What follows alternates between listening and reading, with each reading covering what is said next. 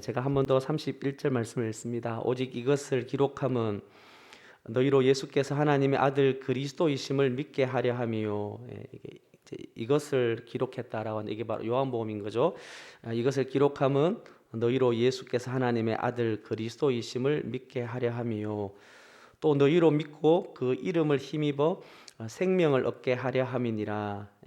요한복음을 기록한 목적이 무엇인가 하는 것을 요한복음에서는 아주 정확하게 잘 드러내주고 있습니다.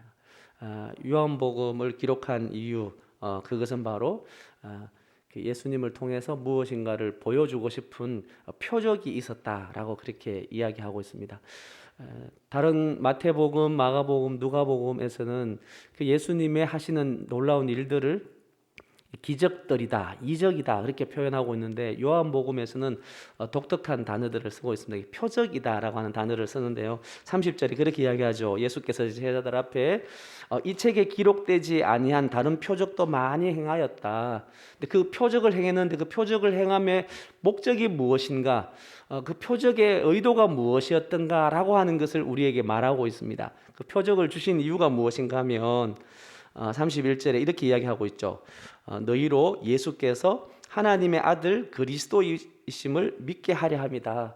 요한복음에 나와 있는 이 이야기들은 요한복음에 나와 있는 사람들이 읽으면서, 야, 어떻게 이런 일이 있을 수 있느냐, 물이 변해서 포도주 되는 것, 이거는 과학적으로 설명이 안 되는 거예요. 그래서 허무맹랑한 이야기들 있는 것, 과학도들에게는 이 이야기는 존재할 수 없는 이야기들입니다. 물이 변해서 포도주가 된다, 이런 될 수 없는 일, 죽었던 사람이 다시 그 부름을 벗고 살아서 나올 수 있다, 뭐 이런 이야기들은 성경에 기록되어져 있는 공상 만화 같은 이야기지, 이것은 있을 수 없는 일인 것인 거죠.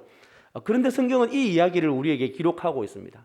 오늘을 살아가는 사람들에게 읽으면 읽을수록 굉장히 불편하고 성경은 믿을 수 없는 이야기, 교회 다니는 사람들 안에서만 통하는 이야기로 읽혀질 수밖에 없는 그런 이야기들, 그런 표적들을 기록한 이유가 무엇인가 하면, 이 표적을 보고 바로 예수님이 구원자, 하나님이 약속하셨던 메시아 그리스도이심을 너희에게 믿게 하기 위해서 표적을 기록해 두었다라고 그렇게 이야기하고 있는 겁니다. 그래서 요한복음의 말씀들을, 이렇게 표적들, 요한복음의 말씀들을 읽어가면서 우리는 도대체 이게 가능한 이야기인가라고 하는 질문으로 던지시면 안 되고, 본문 속에서 어떤 사람이 예수님을 만나서 그 예수님을 하나님의 아들로 고백하고 예수님을 통해서 자기가 죄 사함 가운데 영원히 멸망할 수밖에 없는, 이제 여기 나오는 이 표적의 대상자들, 요한복음에 예수님을 만나는 사람 한 사람 한 사람의 모습을 가만히 잘 살펴보면 이 사람들의 삶은 이 세상에서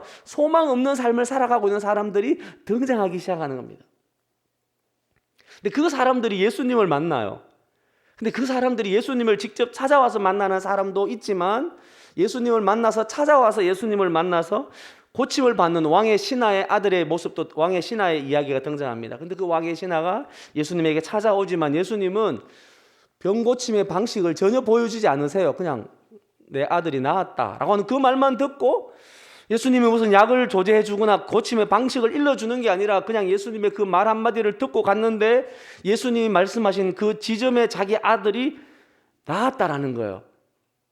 그러니까 이 이야기들은, 성경에 있는 그 이야기들을 예수님이 찾아주셨던 사람들, 예수님에게 찾아온 사람, 아니면 아무도 만나주지 않을 사람들, 기회만 되어지면 38년 동안 병자로 살았던 그 38년 병자가 베데스다 못에서 아무도 자기를 그 못에 던져주지 아니하고, 그래서 늘 잊혀져 있는 존재로 살아가는 그 삶에 주님이 찾아와 주신 거예요. 그래서 찾아오셔서 자신을 보여주시고 계시하시면서 그 예수님을 만나서 예수님을 믿게 되어지고, 예수님이 하나님의 아들이시고 그리스도이심을 알게 되어진 것, 그 이야기를 어떻게 그들이 예수님을 만나서 하나님을 알게 되어지고 예수를 자기의 주로 고백하게 되어지면서 그 믿음을 갖게 되어졌는가, 그런 관점으로 요한복음을 읽어가야 된다는 겁니다. 계속해서 31절에 이렇게 이야기합니다. 이것을 기록한 것, 이 표적들을 너희에게 보여주는 것, 기록한 이유는 예수께서 하나님의 아들 그리스도이심을 믿게 하려 함이요. 두 번째로 이렇게 이야기하고 있습니다. 또 너희로 그 예수 그리스도를 믿고 예수 그리스도를 힘입어 생명을 얻게 하려 함이라. 예수 그리스도를 믿어서 영생을 얻게 되는 것, 생명을 누리는 것, 이것이 요한복음을 읽는 사람들에게 너희는 이 마음으로, 이 목적을 가지고 성경을 읽어내라, 이렇게 이야기하고 있습니다. 자, 우리 이제 요한복음 책자를 조금 펴시고요. 요한복음 어떻게 읽을 것인가 라고 하는 거기에다가 요한복음 이렇게 어떻게 묵상할 것인가 여기에다가 제가 이번에 배운 저희 지금 성서유니온에서 박대영 목사님과 함께 요한복음 어떻게 읽을 것인가를 살피는데, 이 요한복음 20장 31절에 나오는 영생, 생명이라고 하는 게 무엇인가 라고 하는 부분을 아주 정확하게 일러주셨는데 좀 적어 놓으셔야 됩니다. 첫 번째, 영생이 무엇인가, 그 이름을 힘입어 생명을 얻게 하려 함이라는데, 이 생명이라고 하는 것이 바로 영생입니다. 그 영생은 첫 번째 거기 위에다가 좀 기록해 주십시오. 영생, 생명이라고 하는 것은 믿음의 목적, 믿음의 결과라는 겁니다.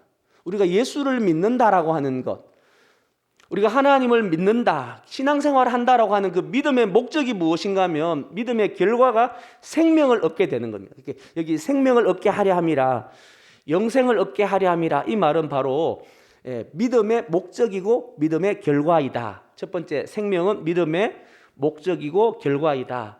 두 번째, 이 생명이라고 하는 것은 지금 여기서 누릴 생명이 아니고 미래에 누리게 되어질, 미래에 누릴 하나님의 나라를 이야기하고 있습니다. 그래서 이제 요한복음에서 이야기를 제가 조금 더 풀어가겠습니다. 생명이 무엇인가 하면 지금 누릴 하나님 나라가 아니라 미래에 누릴 하나님의 나라를 이야기를 하고 있습니다. 그런데 지금 여기에서도 이미 하나님의 나라를 우리가 부분적으로 경험해 가는 거죠. 어떤 사람들입니까? 그 가나 혼인 잔치집에서 포도주가 떨어진 그 신랑이 예수 그리스도께서 오셔서 예수님 말씀에 순종함으로 그의 삶에 있는 이 위험한 문제, 잔치가 좋은 잔치, 준비되어진 결혼 잔치가 사람들에게 준비되어지지 않은 부족함이 드러날 수밖에 없는 그 삶의 문제를 예수님을 만나서 해결함을 받는 거예요.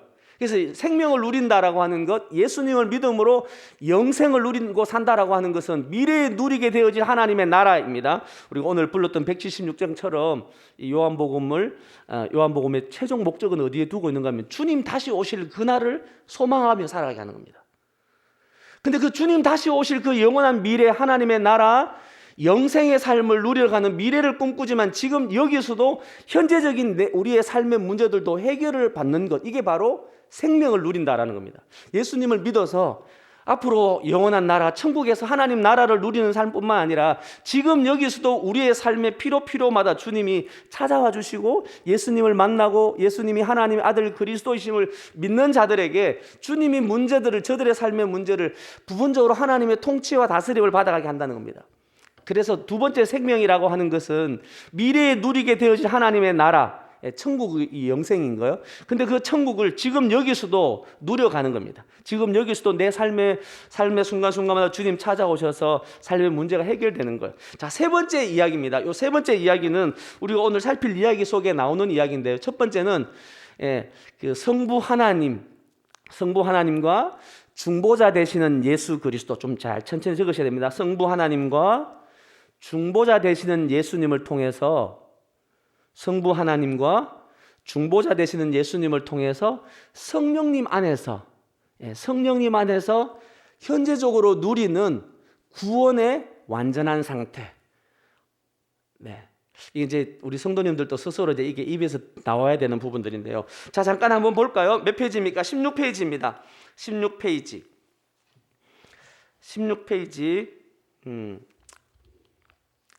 16페이지 잠깐 밑에서 가보면은요, 첫 번째 단의 7번째 줄, 이러한 요한복음의 신학 또 문학적 독특성은 예수님의 신성을 강조하는 고기독론에서 빛을 발한다.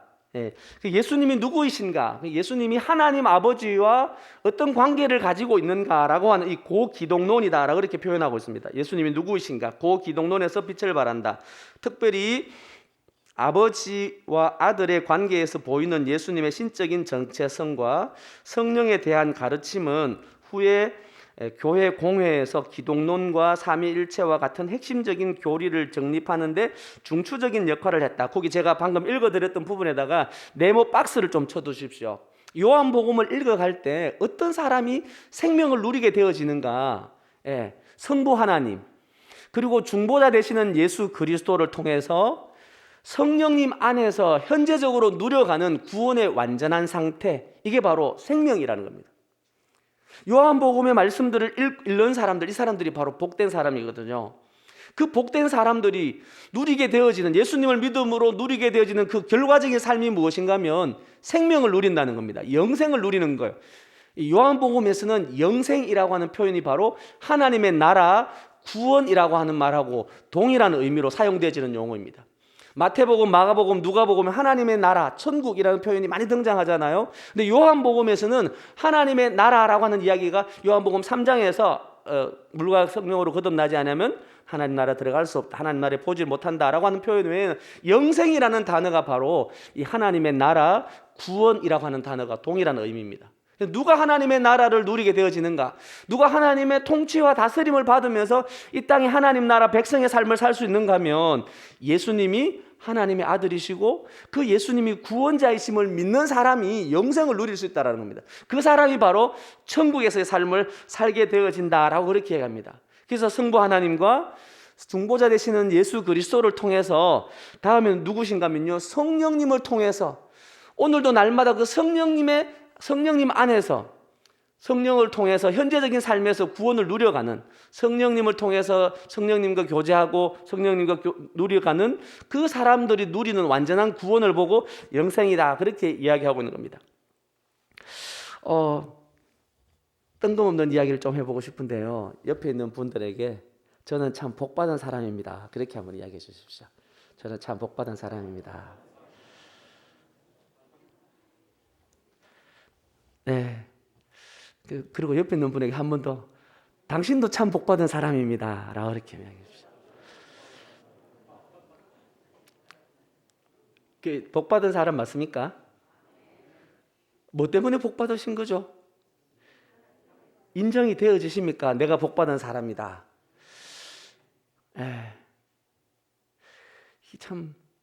이 코로나 상황 속에 살아가면서도 우리는 복받은 사람입니다 라고 이야기하면 저 바깥에 있는 사람들이 정신 나간 사람들이다, 지금 이 자영업자들이 얼마나 어려움 중에 있는데 복을 받았다라니, 또 이 생명을, 경각을 다투고 있는 사람들도 있는데 복을 받았다라니, 근데 그 세상의 가치를 가지고 보면은 이게 과연 복일까 싶습니다. 그런데 요한복음에서는 우리를 보고 뭐라고 이야기하고 있는가 하면 너는 참 복받은 사람이다 라고 그렇게 이야기하고 있어요. 우리가 방금 읽었던 요한복음 20장 바로 위에 말씀을 한번 보겠습니다. 예수님을 향해서 예수님을 주라고, 오늘 우리가 계속 예배 전 찬양도 그러고 또 특송 부르는 찬양 시간에도 계속해서 예수를 사랑의 왕이라고 그러고 예수를 주라고 고백하는데, 예수님을 향해서 나의 주님이시요 나의 하나님이시라고 누가 고백합니까? 도마가 그렇게 고백하죠. 26절입니다. 도마가 대답하여 이르되 나의 주님이시요 나의 하나님이시니다.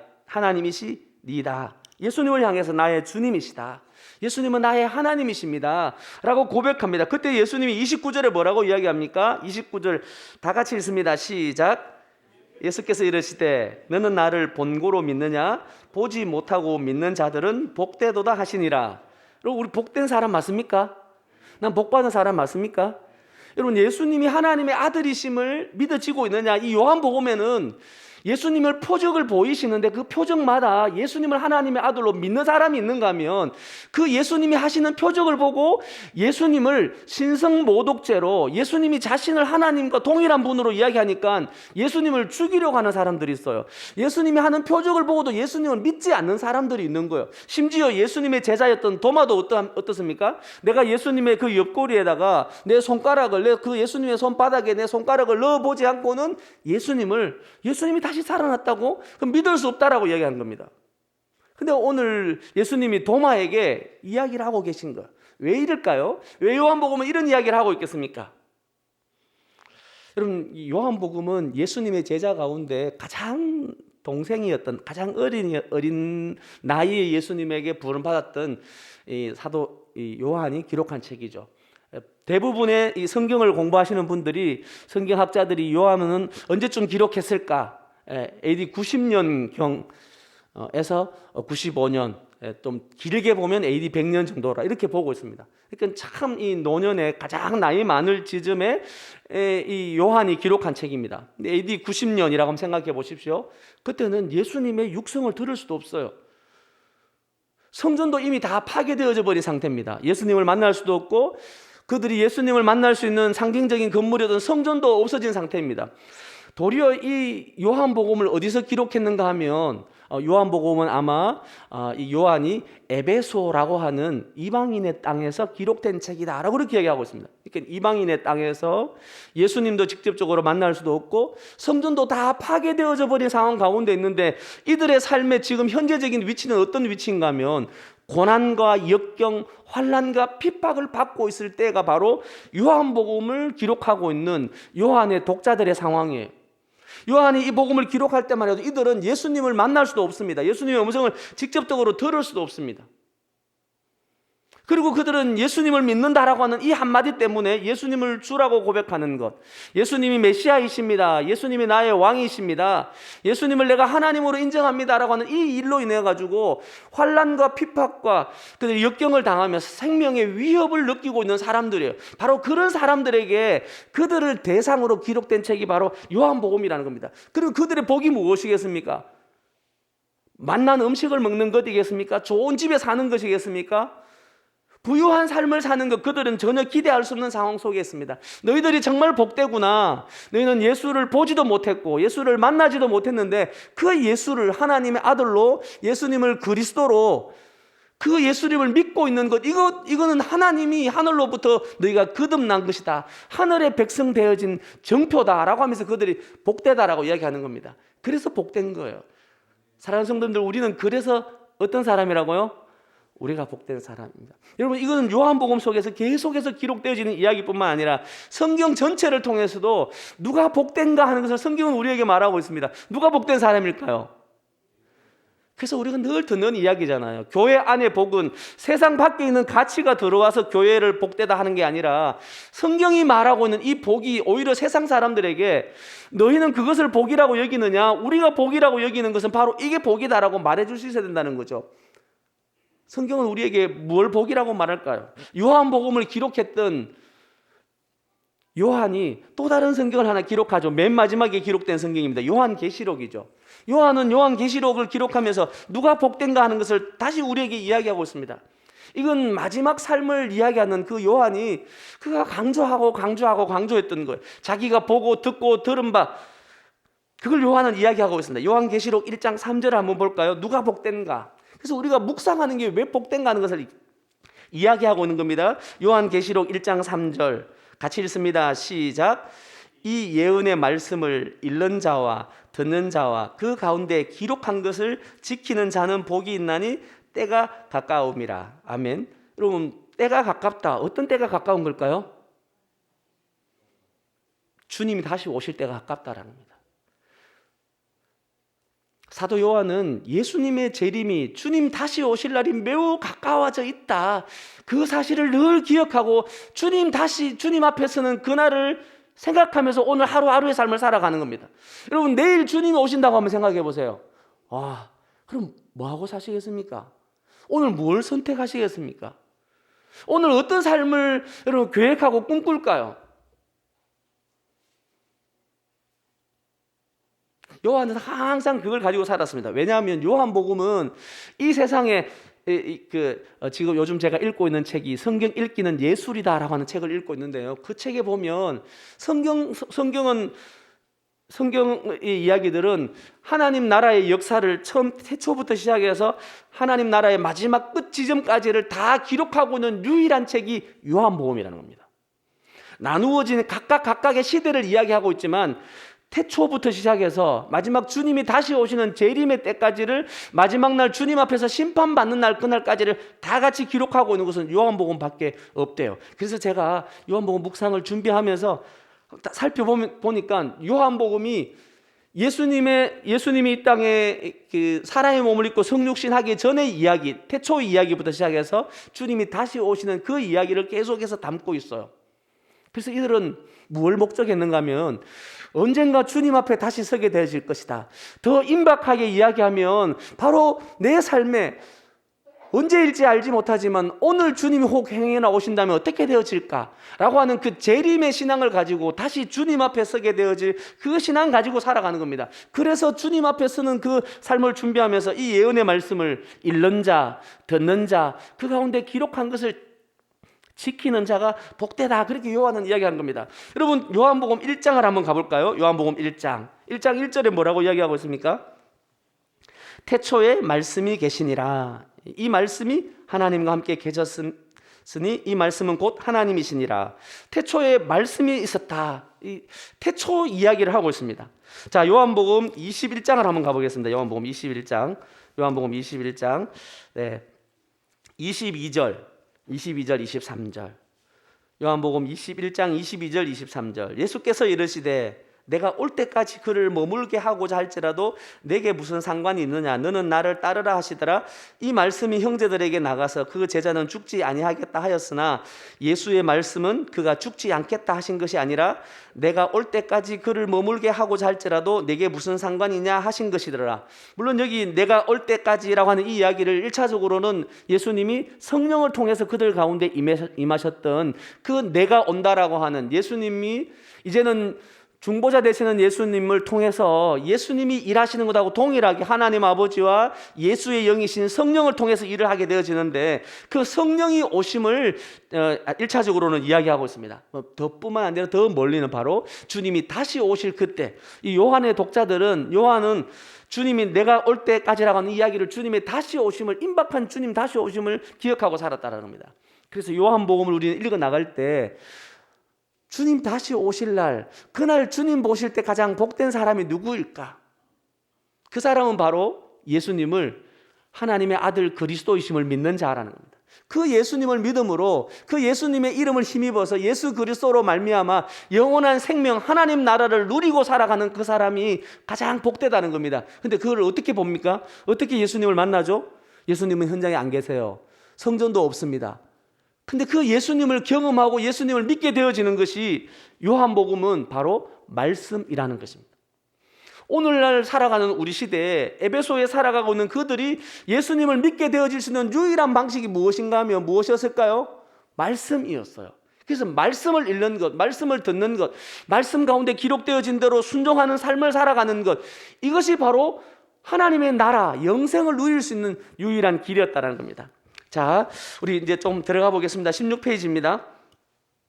요한복음을 묘사하는 수많은 글귀 중에 제가 책을 좀 읽어가겠습니다.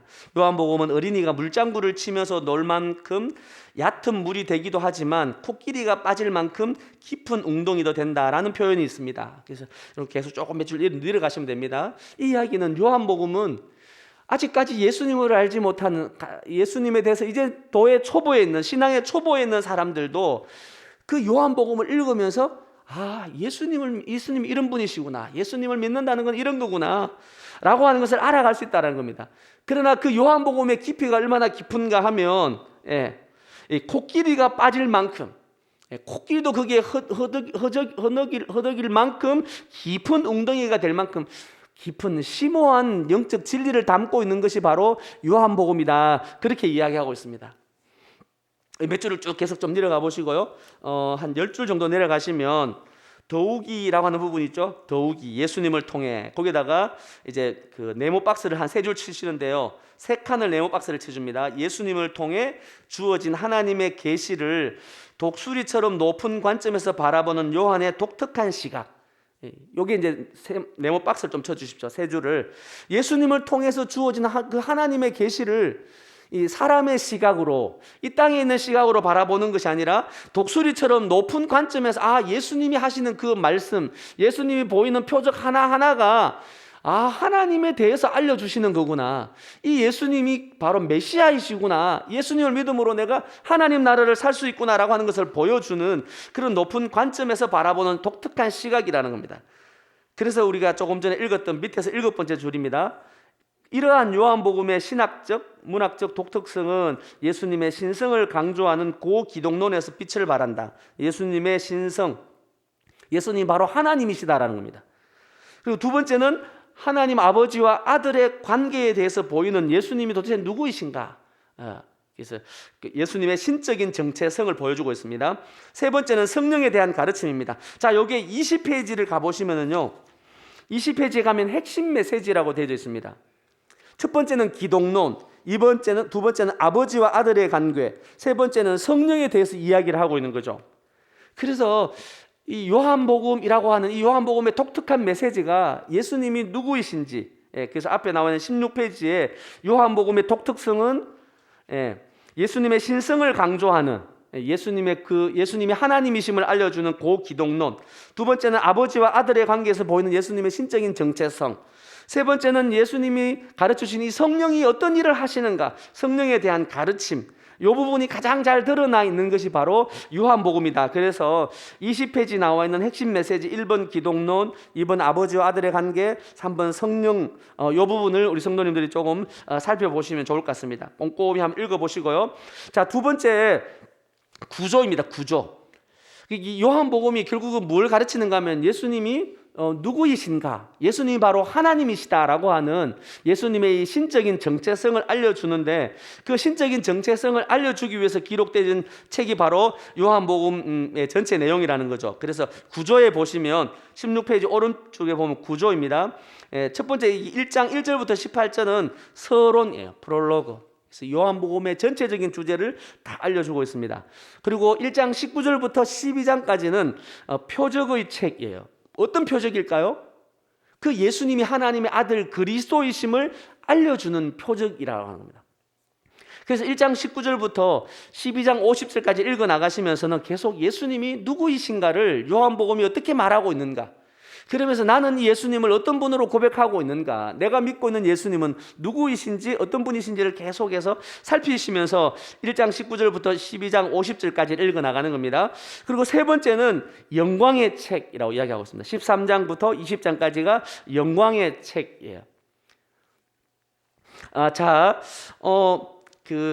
요한복음의 표적의 책이다라고 그렇게 이야기하면서 첫 번째는 예수님의 지상사역의 시작이죠. 밑에 주요 내용을 한번 가보겠습니다. 제가 요 두 개를 같이 가면 좀 설명하겠습니다. 자, 주요 내용 프롤로그 1번입니다.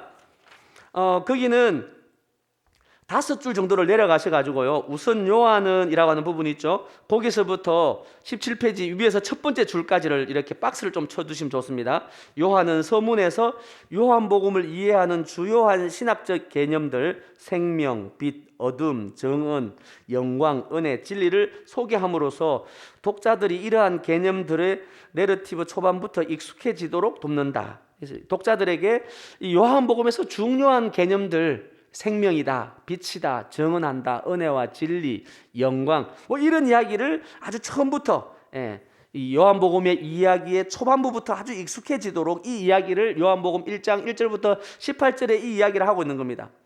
요한복음은 공관복음과 달리 독자들을 예수님의 탄생이 아닌 창조 전의 시각으로 이끌고 간다. 우리 앞에 조금 살폈던 부분이죠. 그래서 이 이야기를 잘 살피시는 것이 아주 중요합니다. 자, 17페이지 그 표적의 책 위에 하지만 예수님 한 부분이 있죠. 거기에 4줄도 좀 박스를 쳐놓으십시오. 하지만 예수님의 성육신 이후 말씀이신 그분의 아들을 통하여 이 세상 가운데 자신을 계시하시며 목적하신 구원을 이루어 가신다. 하나님은 그 예수님의 성육신 이후에는 하나님 자신이 드러나시는 것이 아니라 말씀이신 그분의 아들을 통하여서 이 세상 가운데서 자신을 계시하시고 목적하신 구원을 이루어 가신다는 겁니다. 자, 이 이야기는 요한복음을 읽어가면서 우리가 하나님을 만나게 되는 겁니다. 누구를 통해서 하나님을 만나게 될까요? 예수님을 통해서. 예수님을 만나면 하나님을 만나게 되어집니다. 근데 이 이야기는 요한복음 17장에 가면 예수님을 통해서 하나님을 만나게 되어지는데, 예수님을 만나는 사람들이 있어요. 그 예수님이 만났던 사람, 예수님을 만났던 사람, 그 예수님을 믿음으로 영원한 생명을 누리는 하나님 나라 백성이 되어진 사람들이 있으면, 이제는 그 사람들을 통해서 세상 사람들이 하나님을 만나게 되어지는 겁니다. 여러분, 이거는 요한복음을 묵상해가는 우리들에게 매우 중요한 진리들을 가르쳐주고 있는 겁니다. 요한복음 1장 18절을 우리가 조금 읽어볼 필요가 있는데요, 이제 우리가 1월 1일, 2일 가면 요한복음 1장 1절부터 18절까지를 읽게 되어지는데, 요한복음 1장 18절을 한번 보겠습니다. 1월 2일 말씀입니다. 1월 2일 말씀. 1월 2일 같이 읽습니다. 본래 시작. 본래 하나님을 본 사람이 없으되 아버지 품속에 있는 독생하신 하나님이 나타내셨느니라. 하나님을 본 사람이 없지만은 아버지 품속에 있는 독생하신 하나님이 그 하나님을 나타내 보이셨다는 겁니다. 여러분, 구약 성경 말씀 속에서 하나님을 보게 되어지면 어떻게 될까요? 하나님을 본 사람은 죽게 되어지는 겁니다. 우리가 사사기 묵상하면서 사사기 13장에 마노아가 그 여호와의 사자를 만나고는 죽게 되어졌다 그렇게 얘기하잖아요. 천사를 보는 것만 해도 하나님의 사자를 보는 것, 그것이 자신들에게는 죽음이라고 생각한 겁니다. 그런데 그 하나님이 사람의 몸을 입고 오셔가지고 하나님이 어떤 분이신가를 보여주신 분이 누구신가 하면 예수님이세요. 여러분, 요한복음 17장을 좀 가보겠습니다. 17장. 17장에 예수님의 중보 기도가 등장하는데요. 17장입니다. 17장 20절 말씀.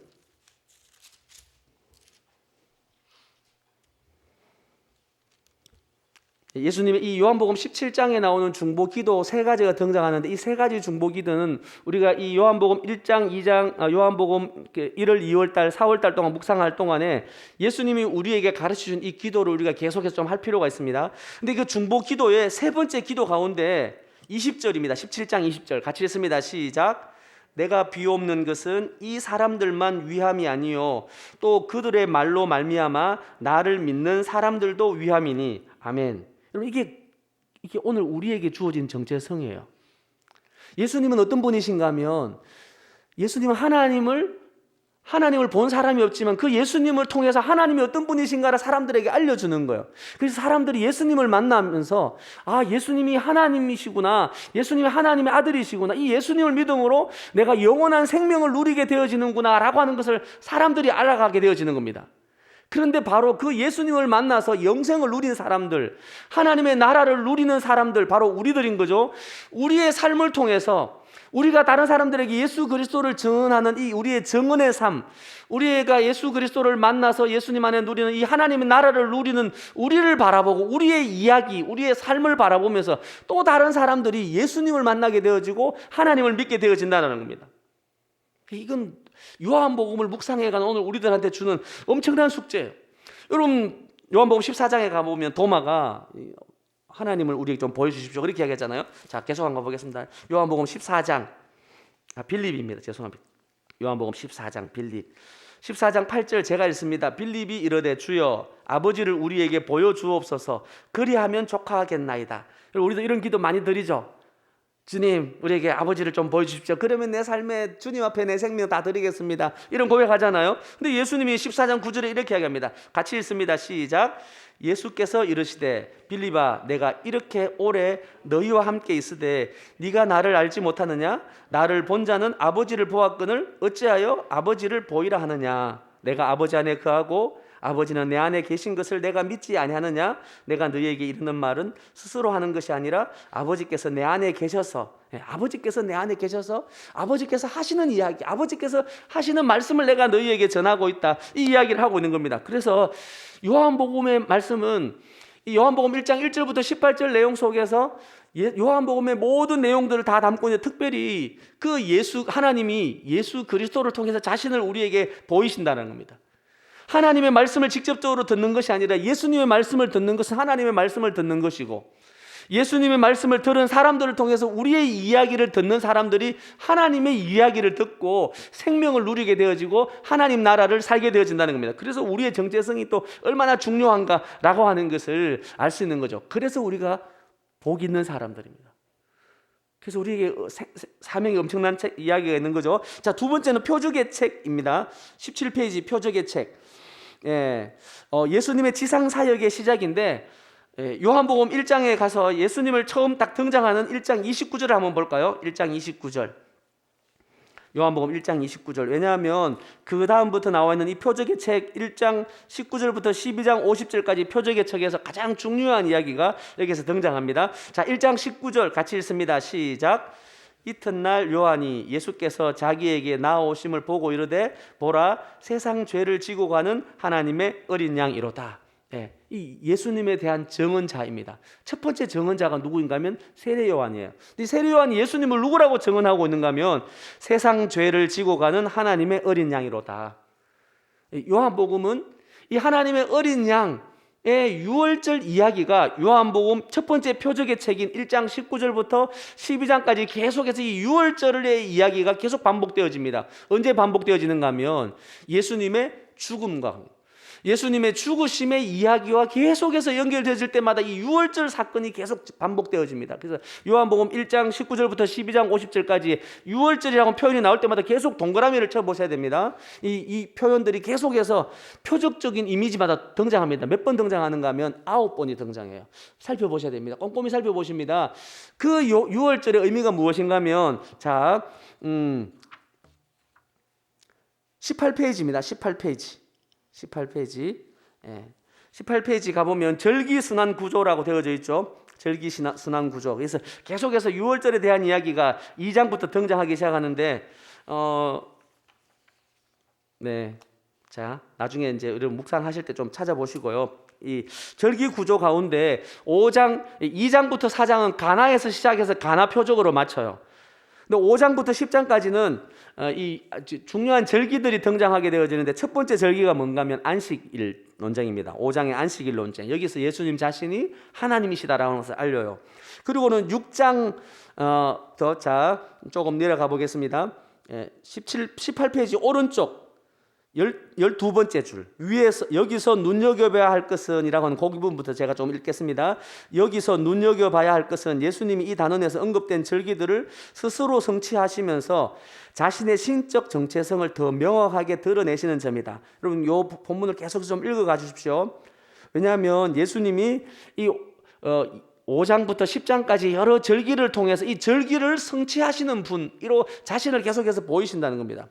6장은 6장 4절에 보면 유월절이 가까운지라 그렇게 합니다. 이 오병이어의 사건입니다. 6장에서 예수님은 유월절 즈음에 오병이어 사건을 베푸시며 하나님이 만나를 통해서 이스라엘 백성을 먹이신 그 사건을 기억하게 합니다. 그리고 그 다음에는 빨간 줄로 한 세 줄 정도를 줄을 그어주셔야 됩니다.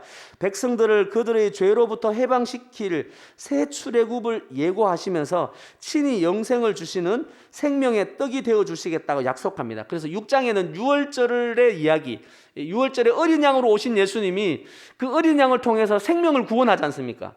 어린 양의 피를 바른 집이 생명을 구원하는데, 그것처럼 예수님 자기 자신이 생명의 떡이 되셔서 자신의 생명을, 자신의 피와 물을 흘려서 그 예수님을 믿는 자들이 영원한 생명을 얻게 되는 새 출애굽하게 되어질 것을 이 6장 속에서 예수님이 아주 정확하게 이야기를 합니다. 자, 7장에서는 어떤 절기가 나오는가 하면 초막절이 나와요. 7장 2절에 보면 초막절이 가까운지라 그렇게 얘기합니다. 왜냐하면 이 초막절도 역시 예수님이 하시는 일이 무엇인가를 밝혀주고 있습니다. 초막절에는 성전 제단에 물을 뿌리는 의식, 이 초막절이 하는 두 가지 중요한 의식이 있는데, 하나는 성전 마당에서 이 물을 항아리에서 갖고 온 그 물을 그곳에 뿌리는 의식을 향하게 되어집니다. 이 정결하게 되어지는 것이죠. 뿐만 아니라 이것은 예수님이 조금 더 설명하시는데요. 따라오기 힘드십니까? 혹시 좀 따라오기 힘든다 이러는 줄 알고. 자, 19페이지 오른쪽입니다. 왼쪽이네요.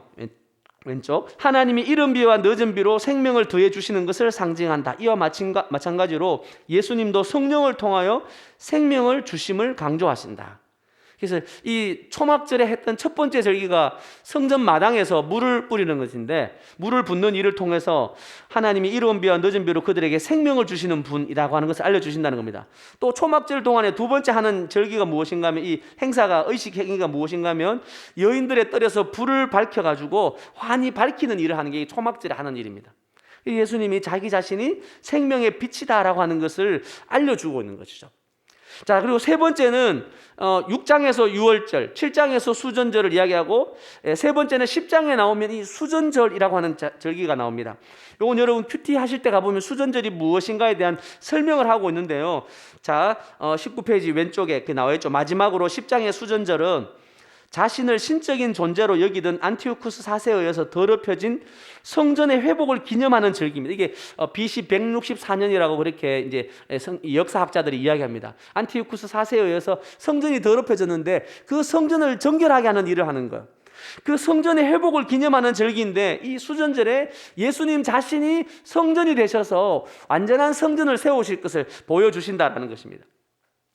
자, 그리고 네 번째입니다. 마지막 표적과 유월절 마지막 유월절에 예수님, 이 요한복음 11장부터는 예수님이 자기 자신이 유월절이 되어서 죽을 날이 가까워졌다라고 하는 이야기를 계속해서 예수님이 하세요.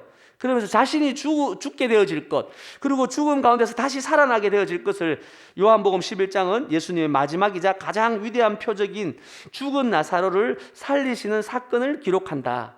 그래서 예수님이 나사로를, 죽은 가운데 있는 그 나사로를 살리는 이 일을 통해서 예수님 자기 자신도 나사로가 살아나는 이 기적을 통해서 종교 지도자들이 예수를 죽이려고 이제 하는, 공공연하게 예수를 죽이려고 하는 일들이 드러나게 되어집니다. 여러분, 한 5줄 정도 내려가면 이렇게 되어져 있죠. 여기서 독자들은 예수님의 지상 사역의 본질을 목격하게 되어진다. 예수님께서 남을 살리면 살릴수록 자신은 죽음에 가까워진다는 것이다. 이게 예수님 사역의 본질이라는 겁니다. 우리가 예수 그리스도를 사람들에게, 하나님을 드러내는 예수님의 사역을 한다라고 하는 것은 내가 죽는 일을 하면 할수록 다른 사람들에게 생명이 드러나게 되어지는 거예요. 나의 헌신과 수고가 없이 다른 사람들에게 생명이 드러나게 되어질 거다. 이것은 성경이 말하고 있는 예수 그리스도의 제자의 삶이 아닌 겁니다. 이제 여기 이야기하면 제가 좀 그러죠. 얼른 넘어가겠습니다. 자, 영광의 책을 가보겠습니다.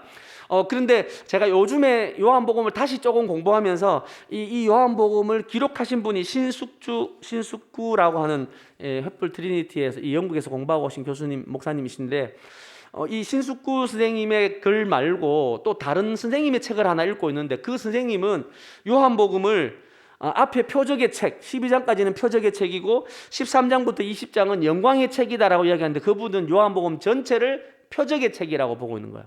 예수님이 하나님, 저는 근데 그 선생님의 이야기를 조금 더 요즘 공부를 하면서 이제 그분은 조금 더 최근에 공부하고 오신 분입니다.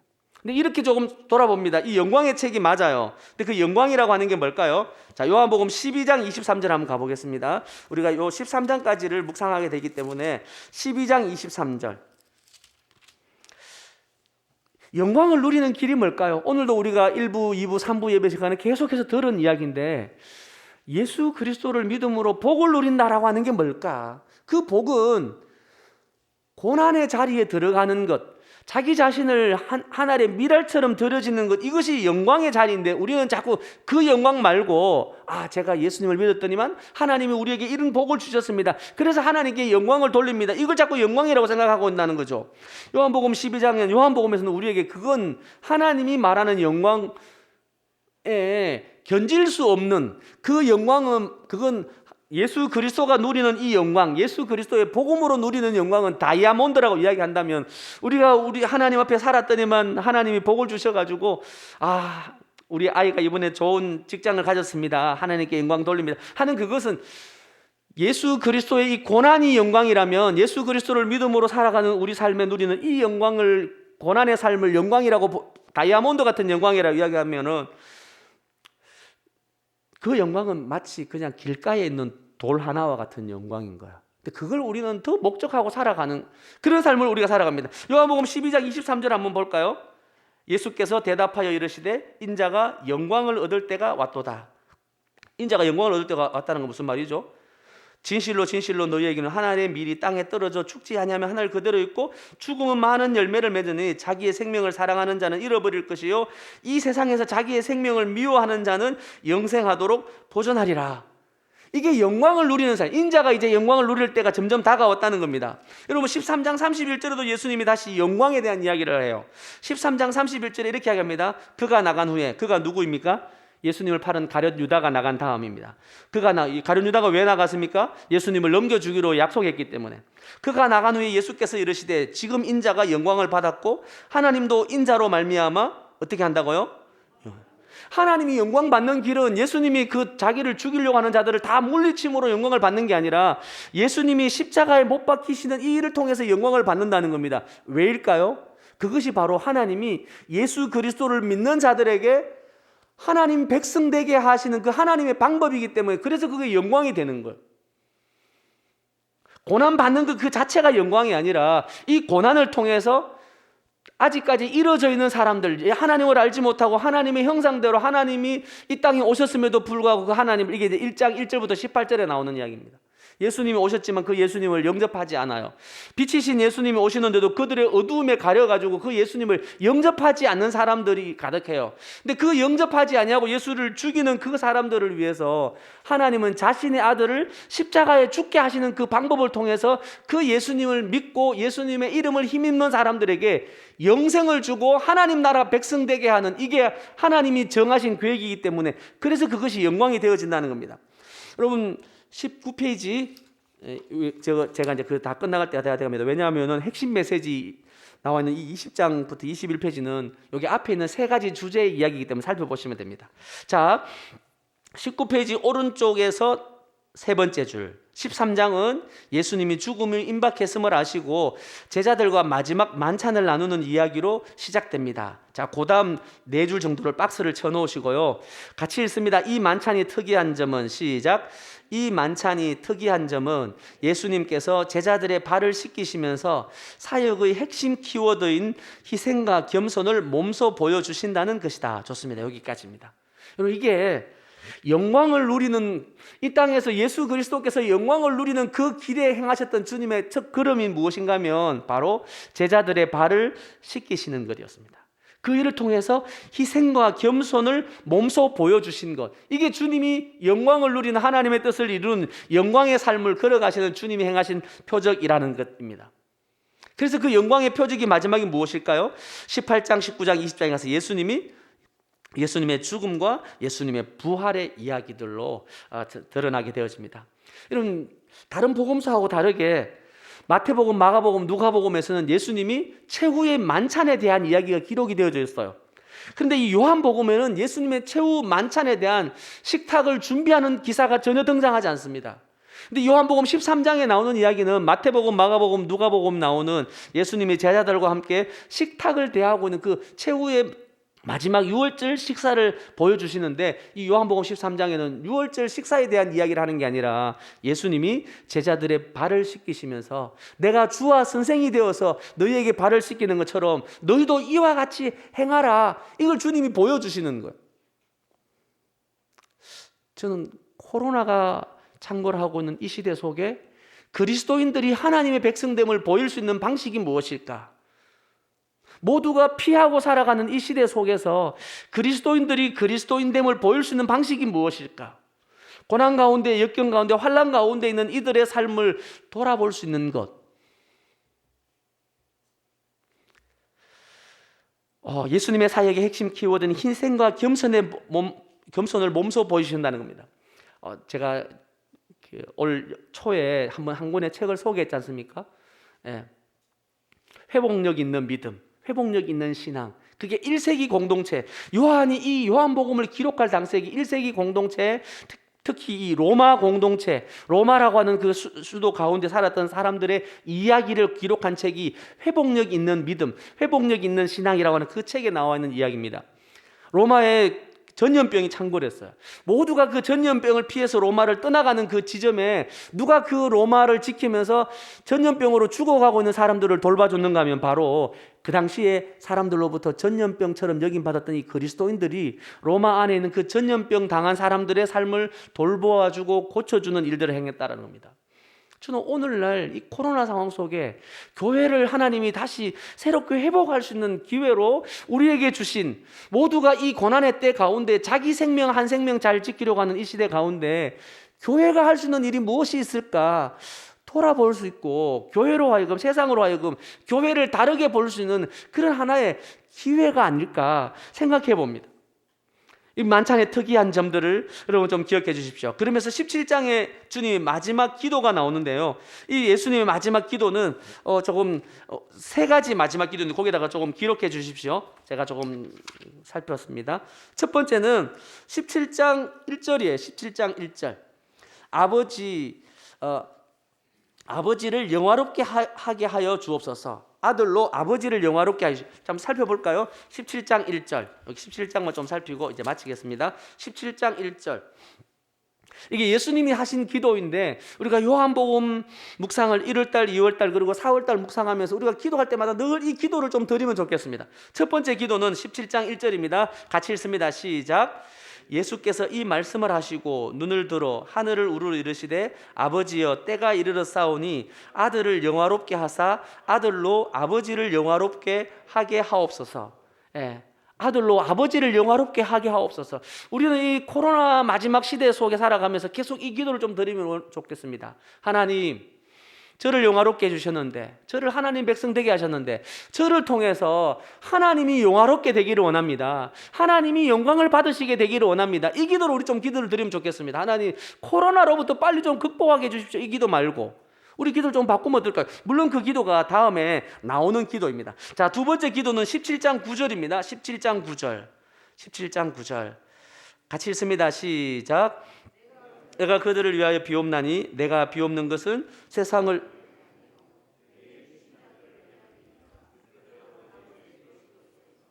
제가 11절까지 읽어야 되네요. 11절까지 계속 10절 11절도 읽습니다. 시작.